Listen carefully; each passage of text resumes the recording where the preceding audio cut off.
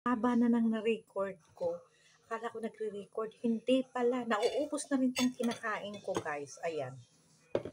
Paubos na tong kinakain ko. Ngayon ko lang napansin. Hindi pala naka-record. Binuksan ko lang yung video. Diyos ko, nasa na ba ang utak ko?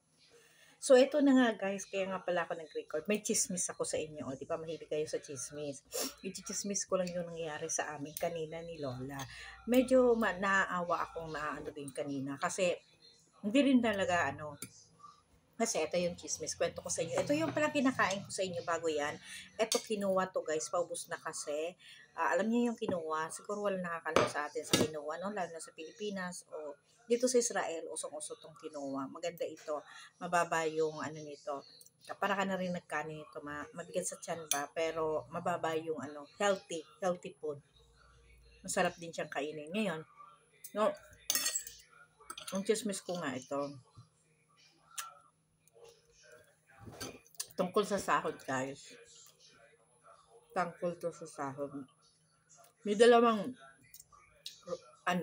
caregiver, parehas ko. Nagtatrabaho din bilang caregiver dito. Pero sila per oras sila. Hindi tulad namin na 24 hours yung trabaho dito. Tapos, nagtanong siya sa amo ko, hindi sa akin ha, sa amo ko. Magkano ba ang sinasahod ng katulong mo? Sabi naman niya, hindi niya alam, 5,000 na ata, sabi niya, gano'n. Pero hindi niya daw alam yung eksakto. Dinugtungan ko siya, 5,800. Yun lang naman talaga ang sahod ko, guys. Hindi nga naman magsinungaling ako. Ngayon, nagulat tong dalawa.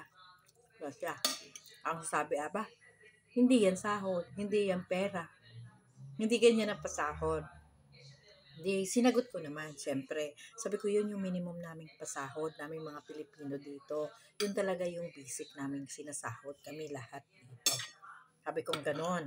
Tapos sabi naman nung Russia, ay hindi yan pera. Sa amin mababa yan. Nagulat ako, kung magkano pa talaga sinasahod nila, per oras lang. Sila guys, mataas kasi per oras sila eh.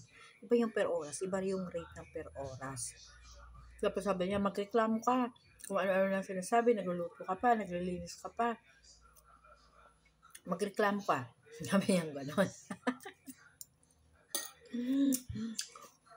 Sabi ko, basta ako magreklamo, tama naman yung pasahod sa akin. Mababa lang talaga yung sahod ko kasi basic nga lang. Tapos, inilalabas ko. Wala akong stay. I-stay naman ako 2 lang. So, sabi ko, tama lang naman sahod ko kaya wala akong dapat ireklamo. Ay, hindi.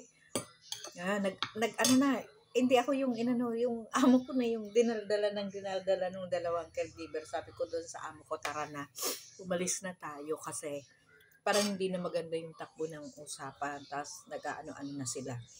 Niyakag ko na si Rolang umuwi. Kasi nasimagot na rin itong matanda ko na ang dami mong salita.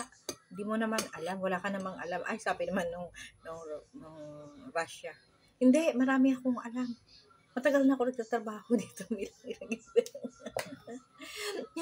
So, yun ang dahilan, guys. Kaya napauwi ka ng maaga. Dapat mamaya pa kami uuwi. Pinauwi ko na si Lola kasi nagiinit na yung Russia. Nagiinit na rin.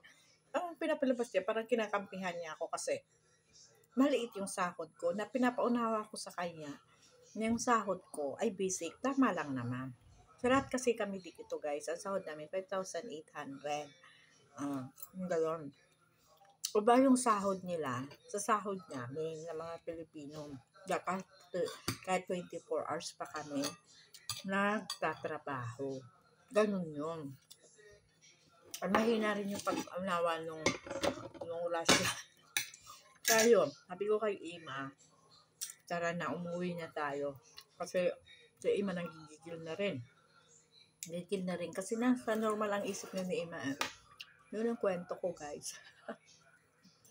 Diba? Sabi niya, bakit ganun daw bakit ganun daw yung bigayan sa amin ng mga, sabi ko, tumaas na nga kami eh. Dati nga mababa. Tumaas na rin, pasalamat na kami tumaas. Sabi niya, iwanan mo na yan, marami ka pang mahantong trabaho. Kaloka. Tentasyon yung Russia, no? Tentasyon. Pero sa totoo lang, marami talaga kasi guys dito mga caregiver na malalaki ang sahod. Malaki yung binibigay nilang sahod. Ako, yun nga lang, siguro sabihin na natin, swerte naman ako kasi maayos naman ang amo ko. Siguro pagdating lang sa pagdating lang, kasi wala naman perfectong trabaho, di ba? Wala naman perfectong trabaho. Siguro pagdating lang talaga sa financial, kasi hindi naman nga mayaman tong amo ko. Importante sa akin, hindi ako nagugutom. Yun. Kumakain naman ako. Pero yun nga, ang dahilan talaga ng pagpunta natin dito ay para kumita. Minsan, napapaisip din ako. Pero, siyempre, matagal na rin ako dito sa matanda ko. Dahil may problema. Siguro, pag nagka-problema, yun. Iwanan. Wala mo kami problema. Kaya, walang dahilan. Kaya sabi ko sa matanda ko, uwi na tayo. Alis na tayo dito. Kasi nagigigil na siya. Ako hindi ako naimik. Tahimik lang ako. Kasi, pinapabayaan ko yung dalawa na nagdadaldal. Ako, tahimik lang ako. Kasi wala ka naman sa kanilang panalo. Unang-una, hindi mo naman naiintindihan ang salita nila. Chismisan sila sa lingwahe nila. Hindi ko naman naiintindihan ang salita nila. Kasi, bihira naman sa mga Russia na magaling mag-Hebrew. Mga sila, ang salita talaga nila, mga salita din nila, lingwahe din nila. So, minsan, marunong din siya, pero parang hindi rin ganun ka-fluent. Parang ako din. Carabao Hebrew din yung nalalaman. Kaya, useless ka doon makipagtalo. May point siya na parang gusto niyang din ako, mali yung pasahod sa akin or kinukulangan pa kasi parang sabi niya, hindi yung pera. Kasino na yung perang ganun. Hindi niya maintindihan na iba ang pasahod ng Pilipino. In-explain ko na sa kanya. Sabi ko, magkaiba yung sahod namin na 24 hours. Iba ang sahod sa inyo. Nakikipagkiligilan, guys. Diyos ko, yan ang kwento ko. Kaya napaaga ako. Kaya, ito, umuwi ako ng maaga. Ito, kaya na lang. 6:00 pa lang kaya, guys. Kumain na kami. Lola. Bad mood si Lola. Ako hindi ako bad mood. Kasi, naman ako na-explain ko naman doon kung magkano talaga ang sahod na tama dito sa aming mga caregiver dito. Kaya guys, yung mga nag-expect na malaki ang sahod namin dito, wag po kayong mag-expect ha. Hindi lahat. Meron talagang malaki, merong maliit. At sa maliit na yan, isa ako dyan. Kasali ako dyan. So, yun lamang po. Good day everyone. And thank you so much.